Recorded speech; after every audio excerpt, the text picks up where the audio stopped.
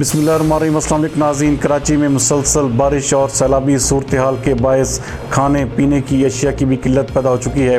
اس سلسلے میں سماجی تنظیم جمعیت پنجابی سوداگران دہلی کی جانب سے کرنگی کے علاقے اللہ والا ٹاؤن میں لوگوں میں کھانے پینے کی اشیاء اور پانی تقسیم کیا گیا۔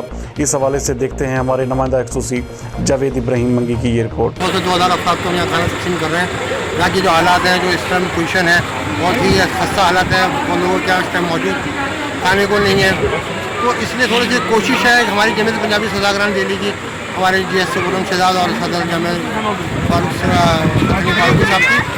اللہ بس بہتر کرے، حالات دیکھتے ہوئے اب چلا رہے ہیں کہ روزانہ جب تک یہ معاملات ہو ہم اس کو ڈیلی۔ برسوں سے جب سے بارشیں ہوئی ہیں اور یہاں پانی آیا ہے، اس وقت سے الحمدللہ جمعیت پنجابی سوداگران دہلی کے زیر نگرانی یہاں پہ flood relief food assistance programme چل رہا ہے۔ ہم پرسوں بھی یہاں پہ آئے تھے، رات کو الحمدللہ ڈسٹریبیوٹ کر کے گئے، کل بھی آئے تھے اور آج بھی الحمدللہ یہ سلسلہ جاری ہے۔ اللہ تعالیٰ عافیت کا معاملہ کرے۔ حالت بہت خراب ہے اس وقت، آپ دونوں اطراف میں دیکھیں تو روڈوں پہ پانی کھڑا ہے، چلنے کی جگہ نہیں ہے۔